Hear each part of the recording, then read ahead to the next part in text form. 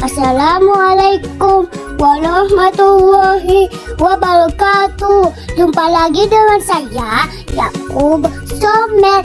Jangan lupa subscribe, like, and comment, dan lonceng-loncengnya ya.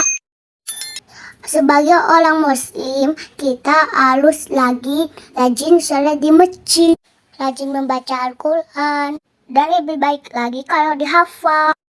Rajin berdoa, belajar, dan kita juga boleh bermain, tapi jangan main terus. Ada yang berkata, dia mendapatkan takdir yang tidak sesuai dengan harapan dan perencanaan. Banyak orang berkata, Allah itu takdirnya tidak adil buat saya.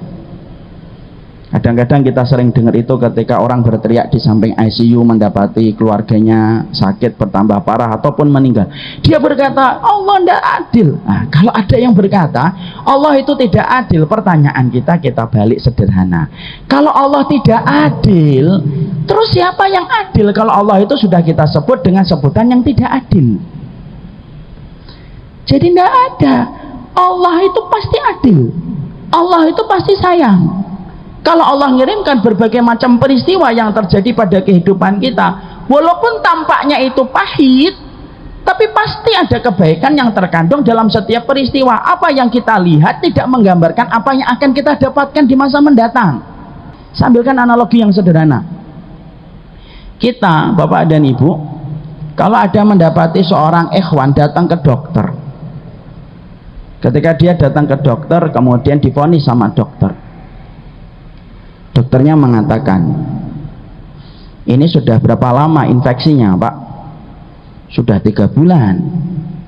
Kok baru dibawa ke tempat kita hari ini? Ya, ini itu alasan disampaikan oleh pasien. Dokter memeriksa lagi. Akhirnya sang dokter dengan berat berkata, Pak, kami sudah mendiagnosa luka titanus dan infeksi pada kaki Bapak. Tidak ada jalan pengobatan kecuali satu. Jalan pengobatannya adalah Bapak harus diamputasi. Sang pasien ketika mendengar amputasi kan langsung kaget, ya Allah. Lalu kemudian langsung berkata, yakin dok harus diamputasi? Iya. Perhatikan Pak, Ibu, amputasi ketika disebut antara pasien sama dokter itu cara pandangnya beda. Dokter ketika mengatakan pasien itu konotasinya baik atau buruk? Dokter ketika mengatakan harus diamputasi baik atau buruk? Baik.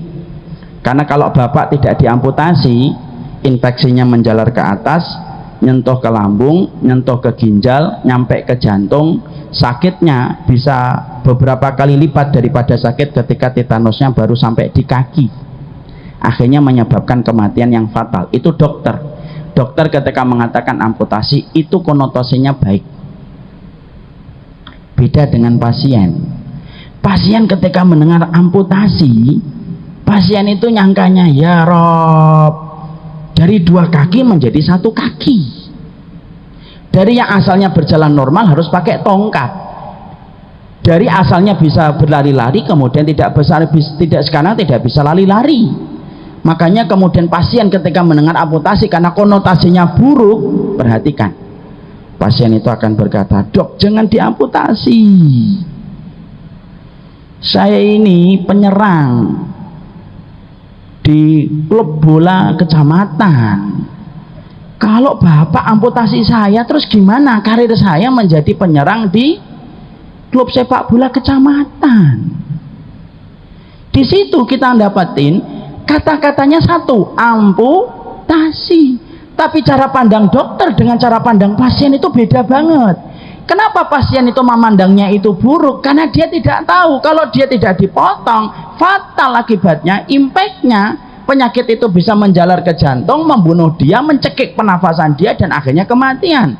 Tapi kenapa sang dokter ketika mengatakan amputasi itu baik? Karena ilmunya dokter itu berbeda dengan ilmu dan referensi sang pasien. Kita selama ini kalau membaca takdir, kita seringnya pandangan kita itu kayak pandangan pasien. Pandangannya itu adalah pandangan yang terbatas. akhirnya kita nganggapnya jelek, akhirnya kita nganggapnya buruk. Padahal berapa banyak yang buruk dan jelek tetapi ternyata berujung kepada kebaikan hidup kita di masa mendatang. Cuma karena akal kita ya hanyalah sebongkah tangan, kemudian pandangan kita hanyalah sejarah apa yang tidak tertahan dengan tembok, akhirnya menjadikan kita sering mengatakan, ini takdir kok buruk banget ya, kenapa kok tiba-tiba ada corona sih, kenapa kok tiba-tiba ada gempa, kenapa kok tiba-tiba ada tsunami yang kemudian ada pada kehidupan orang. Lalu akhirnya kita itu berseudon kepada Allah, padahal Allah itu tidak pernah salah produk takdirnya. Makanya apa yang kita jumpai itu buruk, bisa jadi itu kebaikan yang kita tidak tahu kapan kebaikan itu Allah akan berikan pada kehidupan kita. Lihat Rasulullah, Nabi Muhammad ketika beliau terusir dari kota Mekah, lalu kemudian terusir dari kota Mekah untuk pindah ke kota Madinah. Kalau kita pikir secara logika, terusir dari kota Mekah itu kan buruk karena terusir, padahal kota Mekah itu kota kelahiran Rasulullah. Nabi itu yang paling berhak untuk menguasai kota Mekah itu Nabi Muhammad. Kenapa? Karena beliau keturunan langsung dengan Nabi Ibrahim yang membangun kota Mekah. Tapi justru ketika Nabi terusir dari kota Mekah pindah ke kota Madinah, justru di kota Madinah yang identik dengan pandangan mata itu kalah karena terusir dari kota Mekah, justru kota Madinah itu akhirnya memberikan buah yang manis. Kemenangan Nabi itu bukan ketika di Mekah, tapi kemenangan Nabi diperoleh dari kota Madinah. Jadi di situ kita menjumpai takdir itu tidak ada yang salah.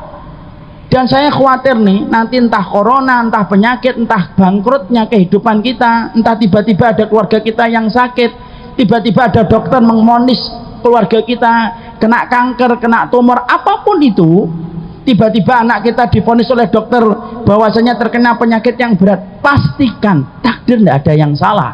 Yang salah itu cara kita memanjat takdir itu, karena Allah tidak pernah mampu mengeluarkan produk yang gagal ketika memberikan mandorot dan keburukan bagi kehidupan manusia. Pasti ada kebaikannya. Corona ini walaupun tampaknya ngeri, ada nggak kebaikannya? Pasti. Apa kebaikannya Ustadz? Saya nggak ngerti sekarang. Tapi yang pasti mungkin kebaikannya kita akan dapatin entah 20, entah 30 tahun lalu, entah 30 tahun akan datang. Ada kebaikan yang Allah berikan karena setiap takdir itu selalu menimbulkan satu pelajaran dalam kehidupan manusia.